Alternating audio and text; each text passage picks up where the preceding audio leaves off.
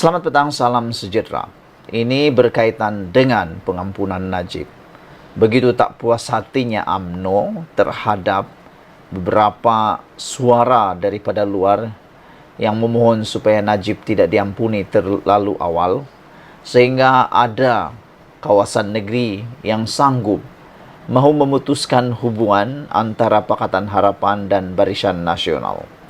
Mereka kata kalau tidak ada permohonan maaf daripada Amanah berkaitan dengan tindakan Khalid Samad untuk memohon ke bawah Duli Yang Maha Mulia supaya menolak permohonan Najib, mereka kata mereka sanggup untuk putus hubungan dengan Barisan Nasional dan Pakatan Harapan di sebuah negeri. Begitu marahnya mereka, begitu tersinggungnya mereka, begitu terlukanya mereka. Namun demikian, rakyat di luar sini ramai juga yang setuju dengan kata-kata Khalid Samad. Mereka kata Najib memang berhak untuk dapat pengampunan dan itu hak sepenuhnya daripada Ketua Duli Yang Maha Mulia di Pertuan Agong. Tetapi bukankah terlalu awal Najib mendapatkan pengampunan di raja beliau?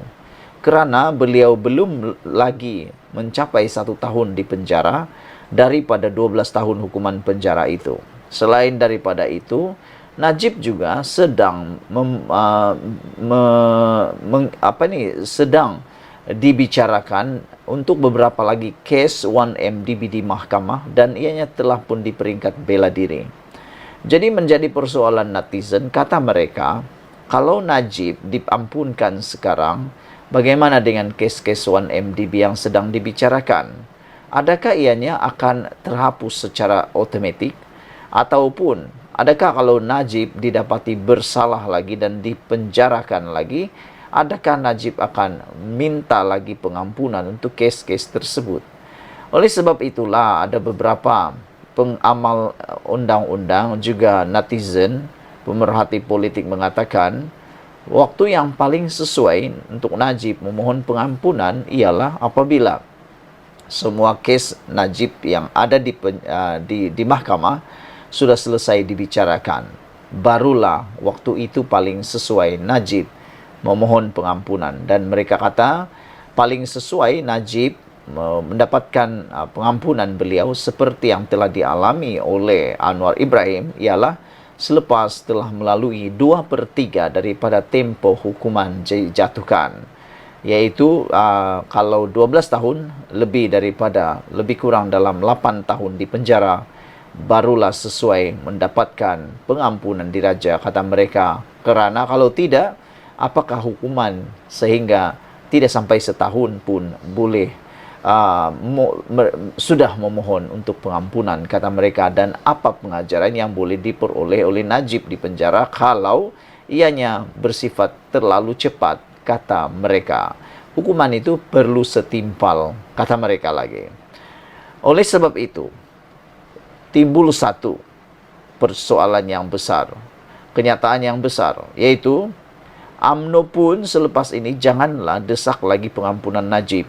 Ini jawapan balas kepada desakan UMNO supaya Amanah memohon maaf terhadap tindakan mereka, tindakan Khalid Samad, memohon ke bawah Duli Yang Maha Mulia di Pertuan Agong jangan mengampunkan Najib, menolak pengampunan Najib.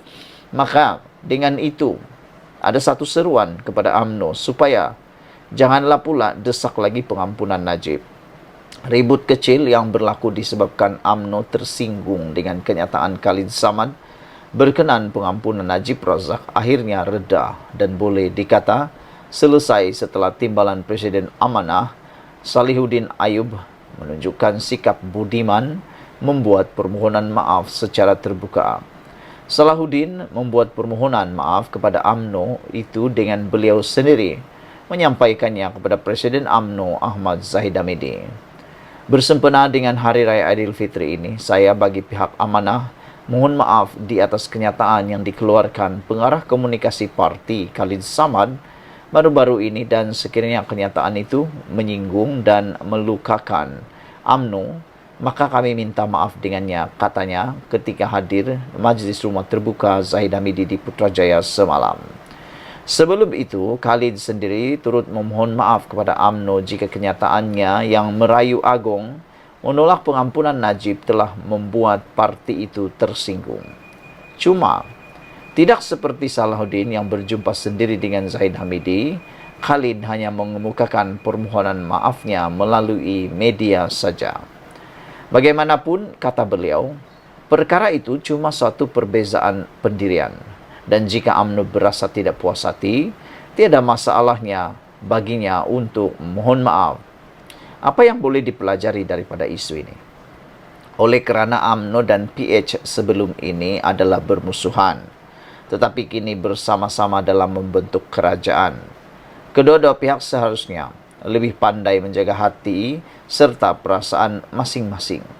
Ia bukan saja kepada amanah atau mana-mana komponen dalam PH, bahkan juga kepada UMNO.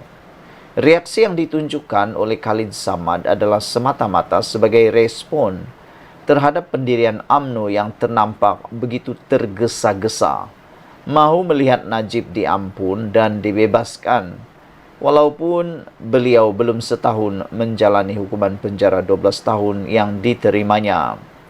Reaksi Khalid Samad yang tidak mahu Najib dibebaskan, secara realitinya bukan saja dikongsi oleh majoriti penyokong dan pendukung PH, tetapi juga dikongsi oleh majoriti rakyat negara ini.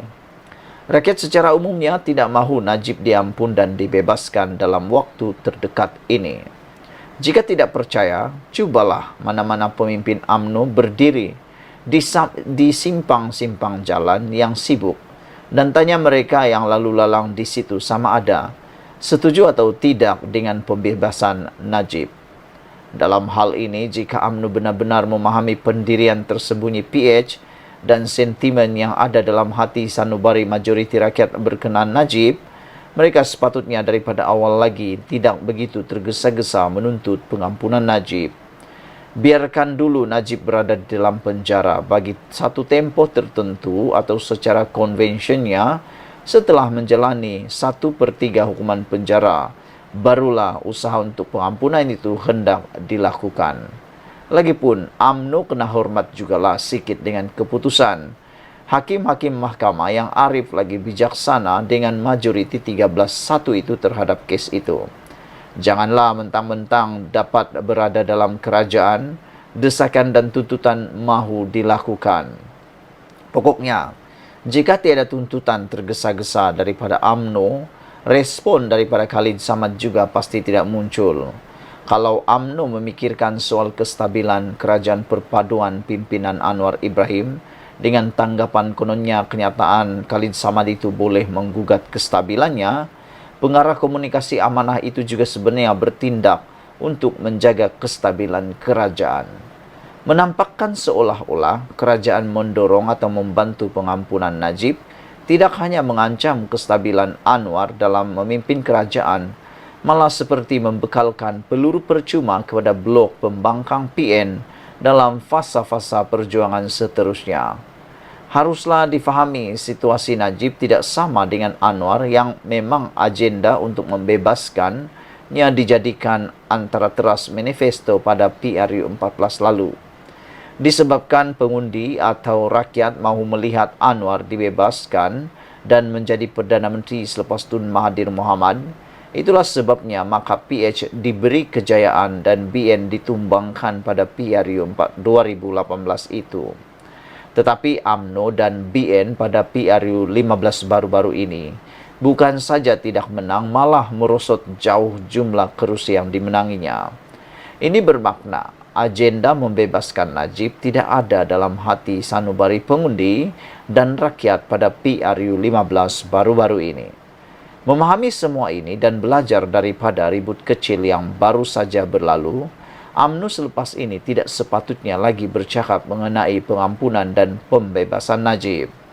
Selagi UMNO berada bersama PH yang mereka sendiri tahu dan faham pendirian gabungan itu berhubung kedudukan Najib, eloklah mereka duduk diam-diam dan memberi fokus sepenuhnya kepada pengukuhan kerajaan dan bersama-sama menjaga rakyat bagi mendepani 6 PRN dan PRU tahun 2027 akan datang. Agenda membebaskan Najib hanya sesuai dijelmakan semula pada selepas PRU 16 nanti, dan sebelum tempoh itu kunci mulut masing-masing buat sementara waktu dan demi menjaga perasaan rakan-rakan dalam kerajaan. Jika UMNO telah mengunci mulutnya, Khalid Samad pun tentu lebih tahu mendiamkan dirinya. Sahbudin Hussein diubah suai oleh Nazilin Unity. Sekian dulu untuk kali ini. Jangan lupa share video ini. Kita jumpa lagi. Bye-bye.